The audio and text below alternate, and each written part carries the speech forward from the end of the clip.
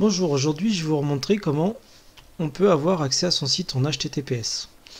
Alors c'est très simple, le problème c'est qu'il y a plein de tutos sur internet, donc on s'y perd.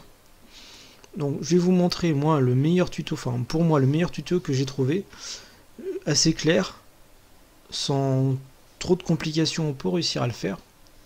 Donc c'est le tuto de Domoblog. Bon, ça démarre assez simplement, la création d'un nom de domaine. Donc là on est parti sur OVH. Bon, je vais vous montrer, hein, c'est assez simple. Ça coûte grosso modo 5 euros, 5 euros par mois. Enfin par an, pas par mois, hein, par an. 5 euros par mois, par an pour avoir un nom de domaine. Donc là, j'ai fait déjà une recherche sur madomotic.fr. Donc il est déjà pris, donc je ne peux pas l'utiliser en .fr. Je pourrais l'utiliser en .org, mais ça me fait encore plus cher. Voilà. Donc là, je vais changer, je vais rechercher un autre nom qui est disponible. Alors, voilà.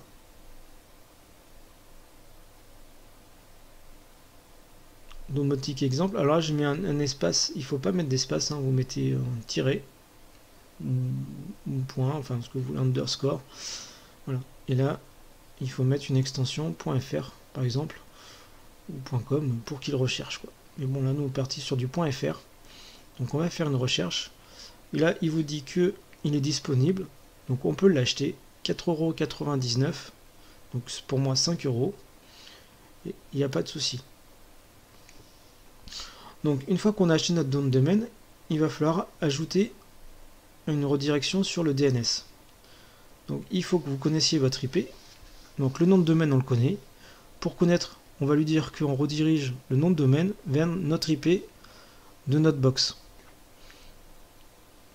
Donc là par exemple, la cible c'est 10.11.12.13. Bon, c'est l'aléatoire. Donc on a mis le nom de domaine, on lui dit de se rediriger vers cette IP. Si vous ne la connaissez pas, il y a des sites sur internet, mon IP, je ne me rappelle plus trop le nom, mais qui permettent de retrouver votre IP publique. Donc c'est pas l'IP que vous avez en interne, c'est l'IP qui est visible quand vous êtes sur internet. Donc une fois que vous avez créé l'entrée DNS, il y a juste ça à suivre. Voilà. Vous avez fait l'étape de la première page, rien de plus compliqué, rien de plus simple. Voilà, il n'y a rien de compliqué, là on suit. Donc là on va passer sur le certificat. S'il y en avait déjà un existant, il faut le supprimer. Moi la révocation, j'ai jamais réussi à le faire. Je passe sur supprimer les fichiers directement. Donc là voilà, là, cette commande là, j'ai jamais réussi. Moi ça me met une erreur, ça ne marche pas. Donc je supprime les fichiers et je relance Apache. Voilà, donc vous faites les RM et vous relancez Apache. Alors après, si c'est nouveau, ou même après pas nouveau, hein, vous pouvez avoir des problèmes sur le server name. Donc là, vous copiez, vous suivez le tuto, vous copiez, vous essayez là. Alors, il me dit que bon, ça marche, mais bon, il met une petite phrase qui dit que bon, voilà, hein, c'est pas tout à fait correct. Donc pour être sûr que ça marche comme il faut, on va suivre le tuto qui vous dit que bon, on a testé, ça marche pas bien. En étape 2, donc sudo nano pour éditer le host. Donc voilà, on va éditer le host. On va ajouter, donc là je vais préférer copier. Voilà. Le nom de domaine. Il faut remplacer, il ne faut pas prendre celui-ci de l'exemple qui est dans le site. Hein. Vous mettez votre nom de domaine que vous avez acheté quoi. Voilà, bon, moi je mets un nom aléatoire, mon domaine.fr. Voilà. Et là je fais CTRL X et je valide, yes, pour sauvegarder. Il y a juste ça à faire, donc première étape. La deuxième étape, voilà, c'est l'étape 4. Donc éditer la page de config. Voilà, on va l'éditer. On ajoute tout à fait en haut, en premier, donc on a fait en entrée la même chose que ce qu'on a tapé, mondomaine.fr. Donc là vous mettez aussi votre domaine à vous. Vous sauvegardez. Vous relancez, comme il vous dit, vous relancez Apache. donc le service Apache.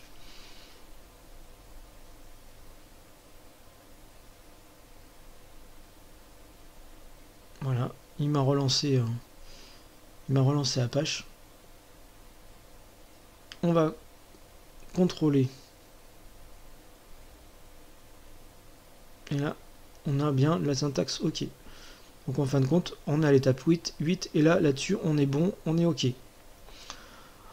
Après, en étape 9, là dans le tuto, c'est bien, c'est du free. Donc il redirige les ports. Donc de votre box fournisseur, donc là c'est free, à votre box domotique. Donc le port 80 et 443. Là par exemple, vous allez sur SFR, voilà comment à peu près ça se ressemble. La redirection de port, donc pareil, vous faites 80 et 443, la redirection de port. Et vous allez faire de même si vous êtes chez Orange. Je vais vous montrer, voilà, sur Orange, vous ajoutez et vous modifiez les ports 80 que vous redirigez de votre box à votre internet, à votre box domotique. Vous faites 80 et 443. Alors le problème avec SFR et Orange, le plus souvent, c'est qu'on est en IP flottante. L'IP publique que vous avez sur internet, elle est flottante, alors que chez Free, c'est une IP fixe. Donc là, il y a un plugin qui existe d'InDNS qui vous permet, voilà, on va le voir, de mettre un service sur ovh.com avec votre hostname, c'est votre nom de domaine, hein, le nom du utilisateur et votre mot de passe pour le compte, et qui va, à chaque changement d'IP, parce que les IP vont changer à peu près tous les jours, va remettre la nouvelle IP publique. Donc si vous ne la trouvez pas, il y a des sites sur internet, mon IP public, ou vous cherchez, vous tapez sur Google, vous allez vite trouver un site qui va vous donner votre IP qui est visible sur internet. Donc là on a fini sur les pages, la page 2, on va passer à la page 3, la génération du certificat. Donc c'est tout simple, copier-coller, voilà, ça a téléchargé. Là, on va changer, on passe à l'étape 2, modifier les droits.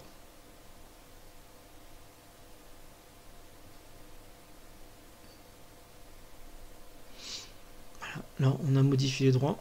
Et là, après,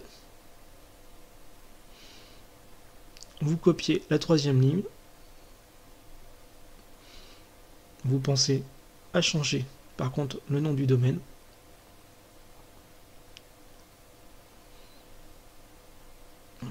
Moi j'avais marqué mon domaine.fr, donc voilà, je rechange sur mon domaine.fr et je lance.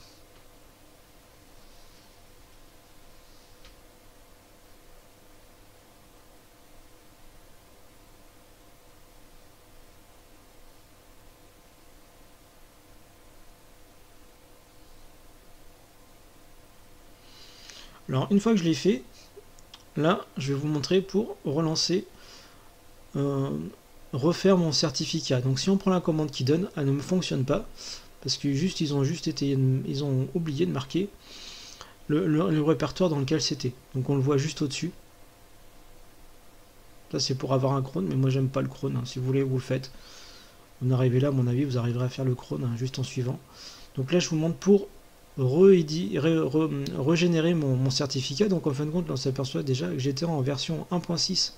Donc déjà, il va m'updater en version 1.7 du certbot.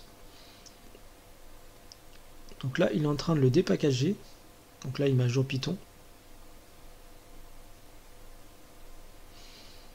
Et vous allez voir, à la fin, il va me dire que mon certificat, il est toujours d'actualité, donc il ne le refait pas parce qu'il est valable jusqu'au 10.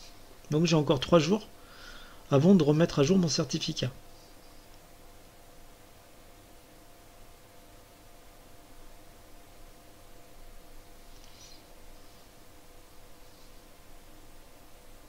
Alors ça, bien sûr, vous avez à le faire que lorsque vous êtes arrivé à la date que vous voyez que le HTTPS ne marche plus. Vous pouvez relancer juste comme ça en faisant une mise à jour du certificat. Donc là voilà, le tuto est fini. Donc je vous avais vu, c'est assez simple, il n'y a rien de compliqué. Bien ouvrir le port 80 et 443. Vous pouvez refermer le 80 après. Si vous avez aimé le tuto, bah, un petit pouce bleu, ça fait du bien. Et puis pourquoi pas vous abonner quoi. Je vais avoir d'autres tutos qui vont arriver. Voilà, bonne journée, au revoir.